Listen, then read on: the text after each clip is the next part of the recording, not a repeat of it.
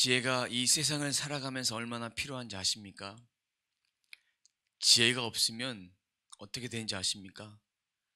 악한 길에 빠질 수밖에 없고 우리가 살아가고 있는 삶 가운데 어떤 것이 옳은지, 어떤 것이 그른지, 어떤 것이 잘못되었는지 그것조차 분간할 수 없습니다. 지혜는 우리가 선한 길로 갈 수 있도록 우리를 붙잡아 주시는 거예요. 오늘 말씀의 제목을 지혜를 누이라라. 그만큼 친근한 존재, 그만큼 옆에 두란 얘기입니다. 누이, 동생이란 뜻도 있지만 사랑하는 사람, 그리고 보호의 대상, 이런 누이가 옆에 두면서 지혜처럼 그런 존재로 지혜를 누이라 하라라는 오늘 말씀의 제목입니다. 솔로몬의 잠언은 계속해서 하나님의 지혜가 얼마나 중요한지를 말해주고 있습니다. 오늘 말씀에서도 말과 계명을 지키라는 거예요. 지켜라. 근데 지키는 것과 또 오늘 말씀에 보니까 간직하라 이렇게 돼 있어요. 같은 의미로 쓰여지지만 간직하다라는 의미를 좀 설명해 드리면 지키는 것과 간직하는 것이 이해가 되시고 설명이 되실 것입니다. 간직하는 것은요, 히브리어로 차판이라고 합니다. 차판은 뭐냐면 숨기다, 저장하다. 한글의 뜻과 좀 다르죠? 숨기다, 저장하다. 보석처럼 이것을 내 마음밭에 꽁꽁 싸매고 있는 것이 아니라 내 마음밭에 두어서 꼭 필요할 때 써라 라는 그런 의미로 간직하는 거. 간직할 때는 그냥 의미로 간직하지 않습니다. 꼭 필요할 때 씁니다. 꼭 필요할 때. 결혼 반지는 언제 쓰느냐? 예식장 갈 때 써요. 그리고 꼭 필요할 때 씁니다. 꼭 필요할 때 껴요. 매일매일 끼지 않습니다. 일하면서 끼지 않고 청소하면서 끼지 않고 꼭 필요할 때 그 반지를 꺼내서 낍니다. 그렇게 껴요. 그것처럼 정말 필요할 때 쓰는 거예요. 비상금도 간직했다가 꼭 필요할 때 쓰게 되어 있습니다. 지혜도 이 마음 속에 생각 속에 저장해 두면 꼭 필요할 때 쓰게 되어 있습니다. 우리가 지혜가 부족할 때 누구한테 구합니까? 하나님께 구합니다. 그러면 그 지혜를 하나님께서 주십니다. 바로바로 주실 때도 있고 나중에 깨닫게 하실 때도 있고 또 실시간으로 그런 응답을 받을 때도 있습니다. 그런데 오늘 말씀에 보면 이것을 지키며 살라고 말하면서 눈동자처럼 지키라 라고 2절 말씀에 되어 있습니다. 눈동자. 오늘 이 말씀을 우리가 보면서 눈동자처럼 지키는 것이 어떤 것일까? 눈동자처럼 지키는 것. 눈으로 뭘 봅니까? 앞에 있는 사물을 봅니다. 주의 깊게 살핍니다. 남들이 보는 것, 남들이 보지 않는 것, 의자가 흐트러졌는지, 의자가 바로 되었는지, 머리가 단정하게 되어 있는지, 머리가 단정하게 되지 않았는지, 이 눈동자처럼 이렇게 지키는 거예요. 저희 어머니가 이렇게 저희 실시간 예배를 항상 함께 하고 있습니다. 함께 하시는데 항상 보시는 게 뭐냐면 제 머리가 흐트러졌는지 흐트러지지 않았는지 이걸 보십니다. 가끔 이게 통화를 하거나 뵈면 오늘은 머리가 잘 깔끔하게 단정되었다 라고 칭찬을 해주십니다. 이렇게 주의를 살피는 것이 눈동자처럼 지키는 것. 근데 이 진리가 있으니까 눈동자처럼 삶의 정황, 일어나는 그런 상황들을 살필 수 있는 거예요. 살필 수 있는 거예요. 그리고 이것을 어디다 매라고 했습니까? 지혜를 손가락에 맨다. 생각해 보십시오. 지혜를 어떻게 손가락에 맬 수 있을까요? 손가락. 한번 매보세요. 맨다는 얘기가 어떤 얘기일까요? 이게 지혜에 대한 말씀을 적어서 손가락에 메고 다니라, 이런 의미가 아닙니다. 손가락에 맨다라는 것은 항상 소지한다라는 얘기죠. 몸에 지는다는 얘기예요. 그럼 손가락에 매기 위해서 우리가 모든 사람이 다 갖고 있지는 않지만 반지는 하나씩은 다 갖고 있죠. 그 반지를 껴서 항상 소중하게 생각하면서 그 가르침을 몸에 지니면서 보는 거예요. 이거 비슷한 말씀이 있습니다. 목에 매라고 되어 있어요. 목에 매. 목에 매는 것도 항상 그것을 몸에 지녀라, 그런 뜻이죠. 그러니까 손가락에 매라. 또 말씀해 보니까 마음밭에 새겨라. 마음밭에 새겨라를 문자적으로 해석하시는 분 없겠죠? 마음밭에 새기려면 볼펜 가지고 이 가슴에 새기라는 그런 뜻이 아닙니다. 모세가 하나님의 율법을 돌판에 받았듯이, 돌판에 새겼듯이 우리의 심령이 새겨지는 거예요. 새겨지는 거예요. 제가 말씀을 묵상하면서 이렇게 항상 이렇게 적습니다. 적고 노란 줄도 치고 형광펜으로 온갖 이렇게 합니다. 이렇게 하는데 제가 왜 이걸 보여드리냐면 이게 중요한 게 아니에요. 이것도 해야 되지만 이것보다 더 중요한 것이 이 마음밭에 이 말씀을 새기는 것이 중요해요. 기억하는 것. 몸의 할례보다 마음의 할례가 중요한 거예요. 입술로만 예수 믿는다는 것이 중요한 것이 아니라 진정한 마음으로 전인격적인 변화, 이 진리를, 이 지혜를 손가락에 메고 마음밭에 새긴다면 하나님의 말씀 그 지혜대로 살아가야 한다는 거. 그럼 반드시 지킬 수밖에 없는 거예요. 그만큼 지혜가 중요하다. 세상을 살아가는데 그만큼 중요하다. 근데 중요한데 얼마만큼 중요하냐? 오늘 말씀에 나와 있는 것처럼, 말씀의 제목처럼 어떻게 중요하냐? 4절에 보면 지혜에게 너는 내 누이라 하며 명철에게 너는 내 친족이라 하리라. 지혜와 명철이 한 세트예요. 지혜는 세상을 살아갈 수 있는, 세상을 풀어갈 수 있는 지혜입니다. 그거 하나님이 주셔야 되는 거예요. 명철은 통찰력입니다. 이해할 수 있고 이런 일이 잘 판단할 수 있는 그런 통찰력인데, 지혜와 명철을 하나로 보면서 지혜가 누이다, 그리고 명철이 친족이다.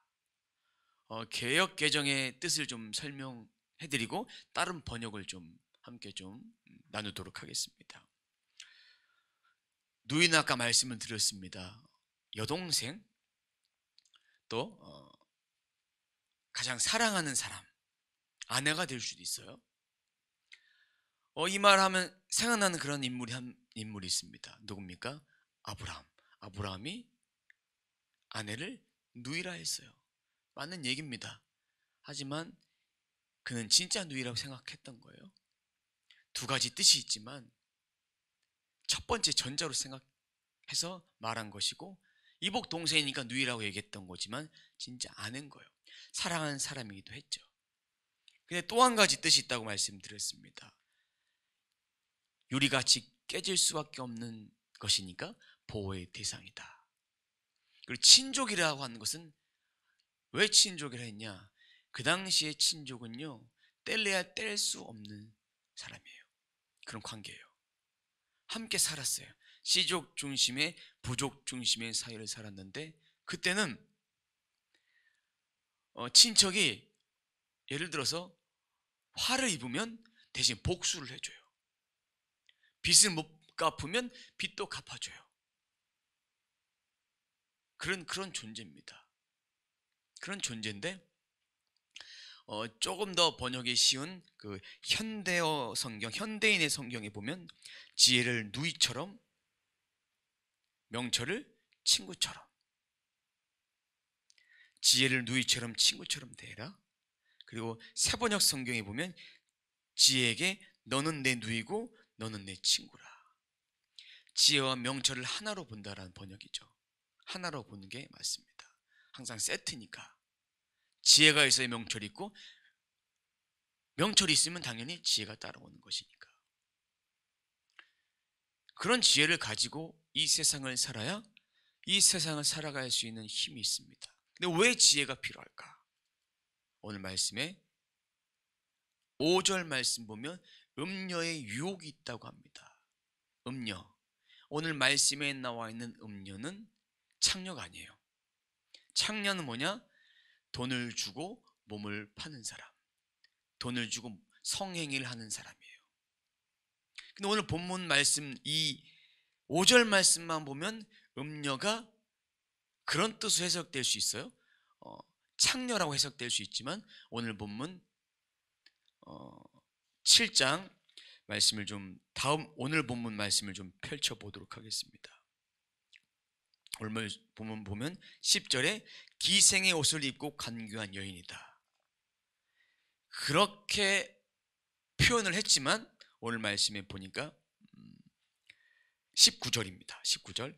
남편은 집을 떠나 먼 길을 갔는데, 남편이 사업차 먼 길을 갔습니다. 남편이 있는 아내요. 근데 남편이 며칠 있다 옵니까? 보름 있다 온다고 했어요. 15일 동안 집을 비우는 거예요.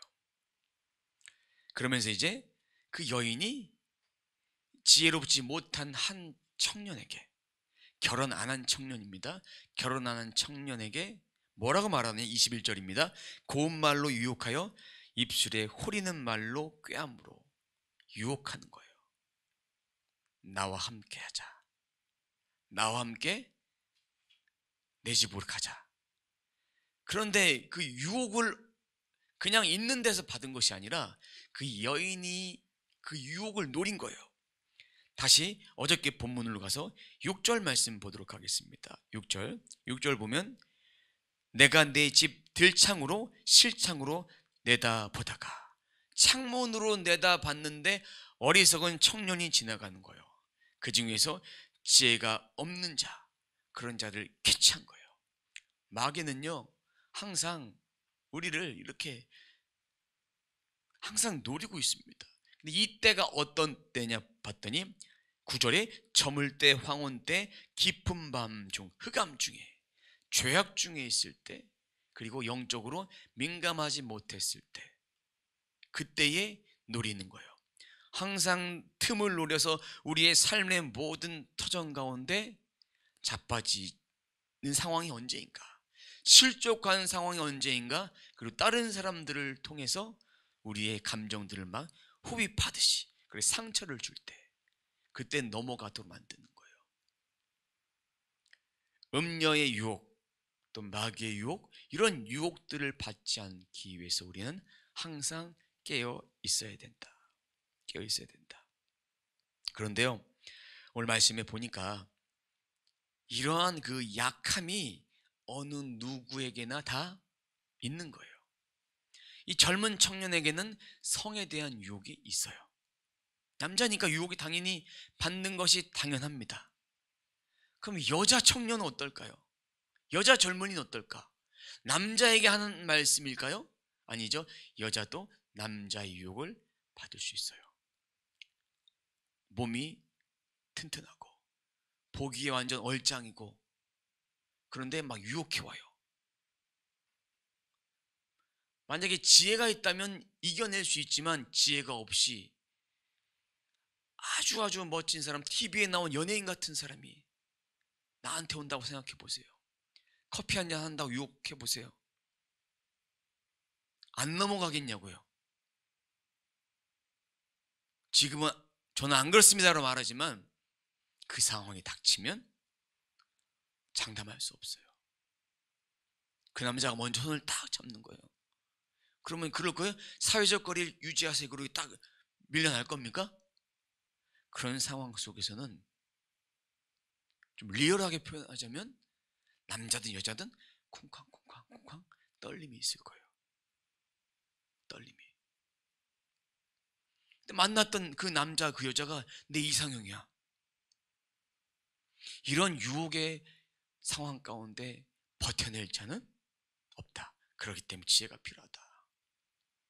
이런 경우가 생길 때 그런 지혜를 가지고 살아야 된다 라는 것을 얘기해 주고 있습니다. 근데 젊은이는 어떻게 했습니까? 22절 말씀 보십시오. 젊은이가 곧 그를 따랐으니. 끌려가는 거예요. 미련한 자예요.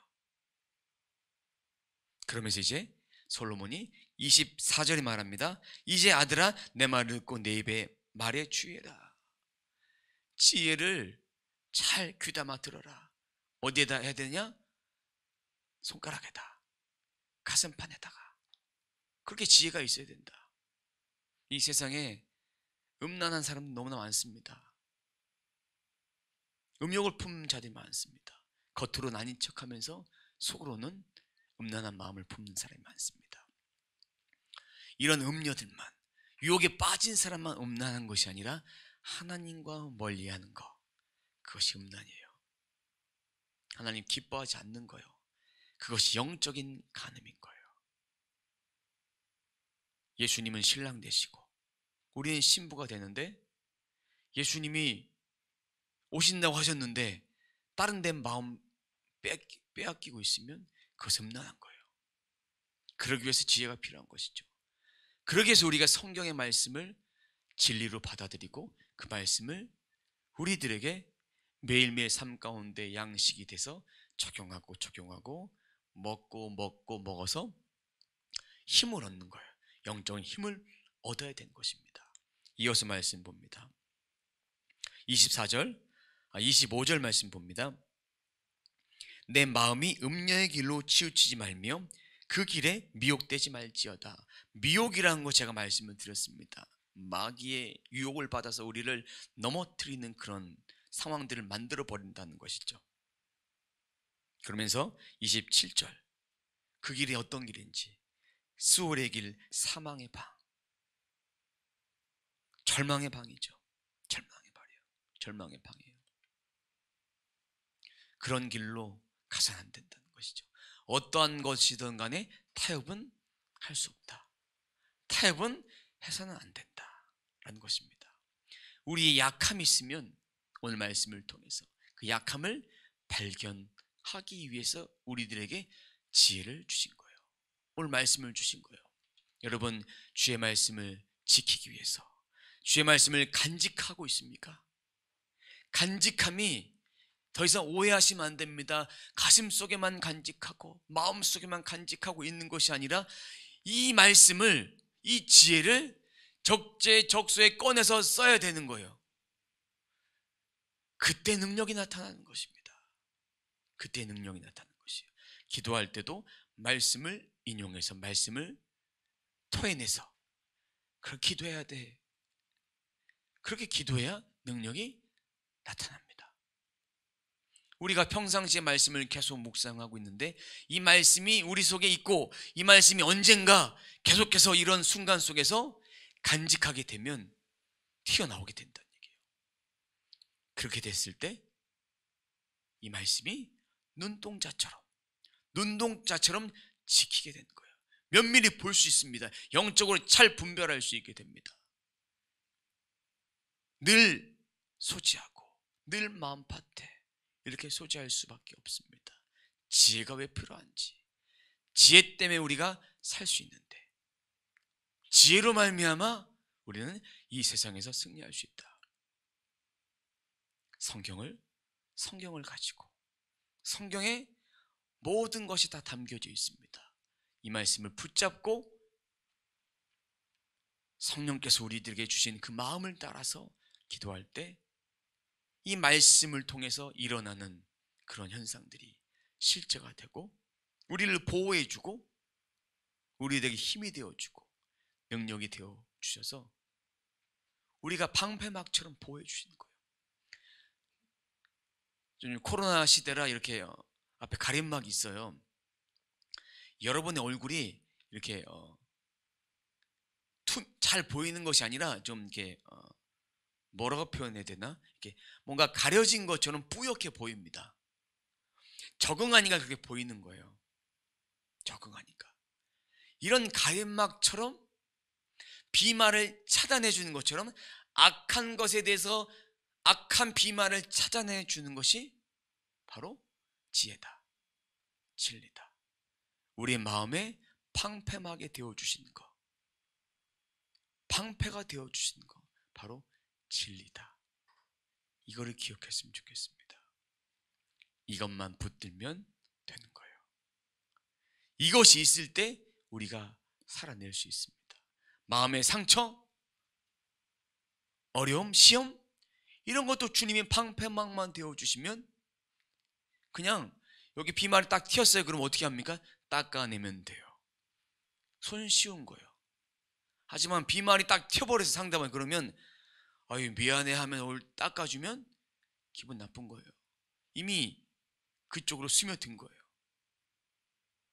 근데 만약에 좀 지저분한 예지만 꼭 해야 되겠어요? 이 비말이 튀었는데 입으로 들어가 버렸어요. 그리고 여기 이렇게 피부에 막 다 버렸어. 입술에 다 버렸어. 그거 어쩔 거예요? 닦아도 닦을 수 없어요. 마귀의 유혹이, 마귀의 공격이 그렇게 침투해 버리면 도저히 막을 방법이 없어요. 이 청년처럼 어떻게 됩니까? 22절에 젊은이가 그를 곧 따랐으니, 따라가면 안 되는 거예요. 음녀의 길에 미혹되지 않도록 그렇게 우리는 살아가야 합니다. 오늘도 이 말씀을 통해서 지혜는 누이라, 지혜는 내 옆에 있는 그 친근한, 꼭 옆에 있는 그런 자로. 오늘 말씀을 좀 다르게 좀 제목을 좀 바꿔보라면 지혜는 반지다, 이렇게 바꿔보고 싶습니다. 반지, 지혜는 반지다. 그 지혜를 가지고 우리가 오늘도 말씀을 붙잡고 또 기도할 때에 하나님께서 주시고자 하는 그 지혜를 잘 발견해서 그 지혜로 세상을 승리하는 저와 여러분의 삶이 되시길 주님의 이름으로 축원합니다.